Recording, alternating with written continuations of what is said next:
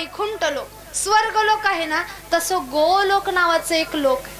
भगवंतांनी अतिशय पवित्र असं ठिकाण ते गोलोक नावाचं लोक बनवले. आणि त्या गोलोकामध्ये काय केले भगवंतांनी, तर 19 खुर्च्या मांडलेले. आपल्या तप साधनेनं भगवंताची भक्ती करून त्या गोलोकामध्ये 18 खुर्च्यांवरती 18 महात्मे येऊन बसले.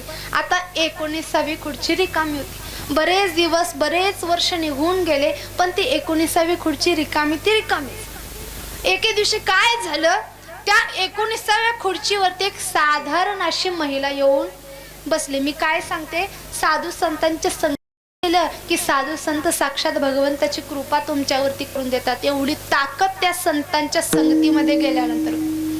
मग त्या वेळेला साधारण महिला त्या 19व्या खुर्चीवरती जाऊन बसल्यानंतर प्रत्येक साधूने विचार केला, अरे आम्ही हजारो वर्ष झाले तप साधना करून भगवंताची भक्ती करून तवा कुठं आम्हाला ह्या गोलोकाची प्राप्ती झाली, आणि ही एवढी साधारण दिसणारी महिला हित कशी काय आहे.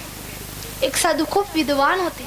त्या साधूने विचार केला, अरे ह्या ठिकाणी ही महिला आली आहे म्हटल्यानंतर भगवंताची तर प्राप्ती निश्चित झाली असणार, कारण ह्या गोलोकामध्ये येण्यासाठी कोणीही चालत येऊ शकत नाही, कोणत्या वाहनावरती बसून येऊ शकत नाही. ह्या गोलोकामध्ये येण्यासाठी साक्षात भगवंताचं वाहन पुष्पक नावाचं विमान एवढंच लागतं, आणि त्यामध्ये बसूनच ह्या गोलोकामध्ये येता येतं. मग ही महिला आले म्हटल्यानंतर भगवंताची प्राप्ती तर निश्चित झालीच असणार. त्यावेळेला त्या साधूंनी त्या महिलेला विचारलं, त्या मातेला विचारलं, माता तुम्ही ह्या ठिकाणी आला म्हटल्यानंतर भगवंताची प्राप्ती निश्चित झाली, पण अशा कोणत्या देवाची भक्ती केली, कोणतं नामस्मरण केलं की साक्षात भगवंताची प्राप्ती व्हावी आणि ह्या गोलोकाचा ह्या 19व्या खुर्चीचा मान तुम्हाला मिळावा. त्यावेळेला ती माता माऊली दुसरी तिसरी कोणी नसून तर शबरी माता होती. आता शबरी मातेचा इतिहास बऱ्याच जणांना माहिती आहे.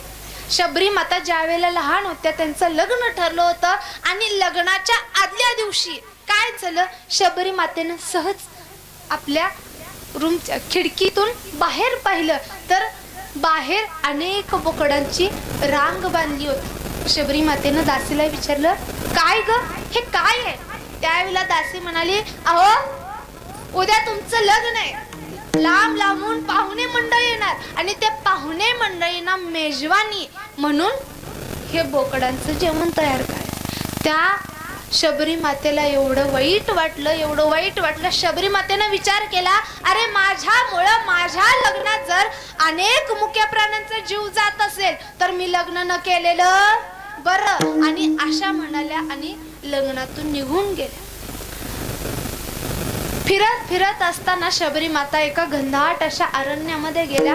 अरण्यातून फिरत असताना शबरी माता एका संतांच्या एका ऋषींच्या आश्रमाजवळ जाऊन पोहोचली. कोणत्या ऋषींच्या, मातंग ऋषींच्या आश्रमाजवळ गेल्या.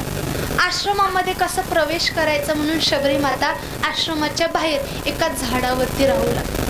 बरेच दिवस झालं मातंग ऋषी पहाटेचं स्नान करण्यासाठी उठायचे, स्नान करण्यासाठी नदीवरती जायचे. जसं मातंग ऋषी स्नान करण्यासाठी नदीवर गेले की शबरी मातेनं झाडावर खाली यावं, हातामध्ये झाडू घ्यावा आणि अंगण झाडावं. सगळं मातंग ऋषींचा आश्रम स्वच्छ लोटावा, फुलांनी सजवावा, आणि रात्री राहिलेलं शिल्लक अन्न ते घेऊन पुन्हा झाडावरती जाऊन बसावं. शबरी मातेचा नित्यक्रम बरेच दिवस निघून गेले, पण एके दिवशी काय झालं, शबरी माते नेहमीप्रमाणे स्वच्छ करायचे आश्रम, पण मातंग ऋषी एक संत होते आणि संतांच्या लक्षात हे येतच.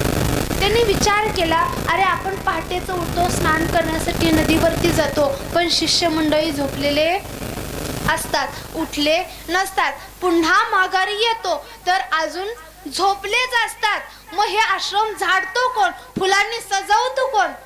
मातंग ऋषींना प्रश्न पडला. एके दिवशी विचार करत करत मातंग ऋषी पहाटेचं स्नान करण्यासाठी नदीवर जाऊ लागले. हे पाहिलं कोणी, झाडावरून शबरी मातेनंच पाहिलं. शबरी माता खाली उतरल्या, हातामध्ये झाडू घेतल्या आणि अंगण झाडू लागल्या. पण इकडं मातंग ऋषी नदीवरती गेले नाही, पुन्हा माघारी तसेच झाले. आणि पाहतात तर काय, आश्रमाच्या बाहेर एक तरुण मुलगी हातामध्ये झाडू आहे आणि अंगण झाडते. हे पाहिल्यानंतर मातंग ऋषीने आवाज दिला, ए मुली, कोण तू, तुझं नाव काय? शबरी माता घाबरत घाबरत मागं वळून पाहिलं, हातातील झाडू खाली ठेवला आणि शबरी मातेनं आपला सगळा इतिहास सांगितला. आणि शबरी मातेनं घाबरत घाबरतच मातंग ऋषींचं दर्शन घेतलं. पण संतांचं काम काय आहे? येणाऱ्या व्यक्तीचं सोनं करणं हे संतांचं काम आहे. शबरी मातेला मातंग ऋषीने आशीर्वाद दिला. शबरी मातेला सांगितलं, तुला एक ना एक दिवस हे विश्वाचे मालक भगवान प्रभू रामचंद्र भेटायला येतील, दर्शन द्यायला येतील. शबरी मातेला एवढा आनंद झाला, एवढा आनंद झाला. दररोज उठायची, आज मला भगवंत भेटायला येतील, आज मला भगवंत भेटायला येतील. ह्या आशेनं शबरी माता दररोज उठायची, आपलं सगळं आवरायची, आपल्या पर्णकुटी झाडायची, स्वच्छ लोटायची, फुलांनी सजवायची. भगवंत येतील म्हणून भगवंताला खाण्यासाठी गोड गोड अशी बोरं आणून ठेवायची. वाट बघता बघता बघता शबरी माताचं वय झालं 80-85 वर्षाच्या शबरी माता झाल्या. आणि त्याच वेळेला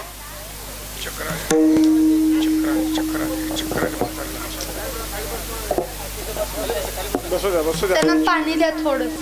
नाही, बसू द्या, चक्कर आल्या. विठ्ठल विठ्ठल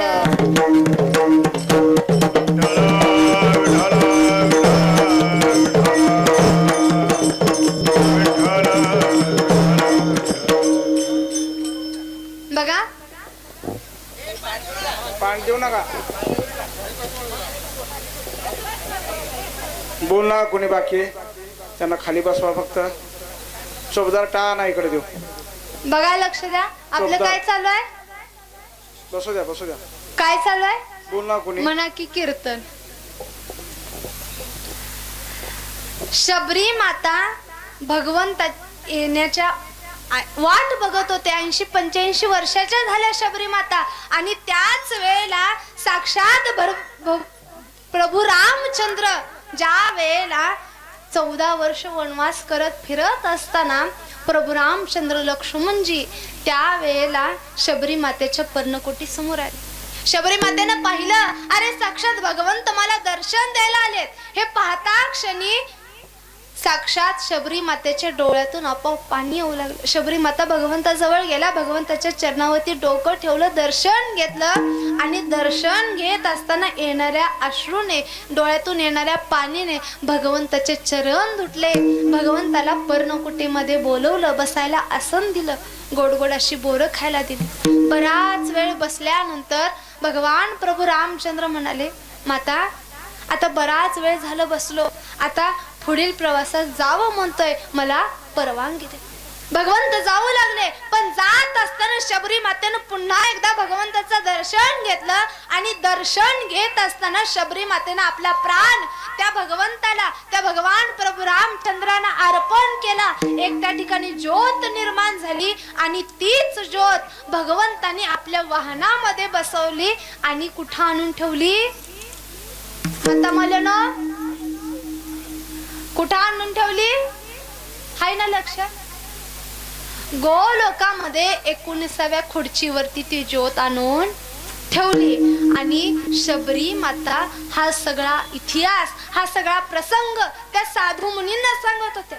ऋषी मुनी म्हणाले, बरं ठीक आहे, साक्षात भगवंताने तुम्हाला इथं स्थान दिलं, ह्या 19व्या खुर्चीचा तुम्हाला मान प्राप्त झाला, पण हे झालं कुणामुळे? शबरी माता म्हणाल्या, मातंग ऋषींमुळे झालं, एका संतांमुळे झालं. त्या संतांच्या सानिध्यात मी गेले म्हणून मला साक्षात भगवंताची प्राप्ती झाली. नवे या गोलोकाची ह्या 19व्या खुर्चीचा मला मान मिळाला. पण कुणामुळे मिळाला? तर साधू संतांमुळे मिळाला. म्हणून देवचे मालक काय म्हणतात, मला ह्या ठिकाणी जन्माला घातलं की कुणाच्या संगतीत पाठवा? साधू संतांच्या संगतीत पाठवा. कारण संतांच्या संगतीमध्ये एवढी ताकद आहे, एवढी ताकद आहे. संत काय करतात तर सगळ्यांचं दया करतात, सर्वांवरती दया करणं हे संतांचं काम आहे. तुम्ही आम्ही या मृत्यू लोकामध्ये जन्माला येतो, जन्म घेतो, पण प्रत्येकाच्या हातून काय होत चाललंय? पाप घडत चाललंय. काय होतंय? पाप घडते. तुमच्या सर्वांच्या हातून पाप घडते. माझ्या हातून सुद्धा पाप घडतंय, नकळत का असं पाप घडतंय, बरोबर ना? मग पाप घडत असताना काय होत चाललंय, ते पाप संपवण्यासाठी पुण्याचा साठा करावा लागेल. आणि ते पुण्याचा साठा करण्यासाठी कुठे जावं लागेल?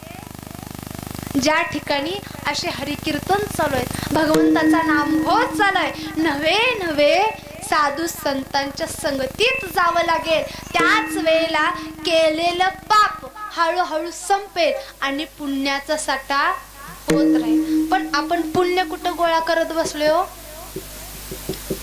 पुण्य कुठं गोळा करतोय? संसारात, प्रपंचात, बरोबर ना? पण खरं पुण्य तिथं प्राप्त होतं का? पुण्याचा साठा तिथं होतो का? सुख मिळतं का संसारात? मिळत नाही. मग कुठं मिळतं?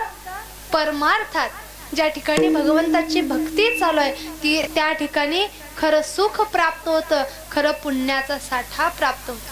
मला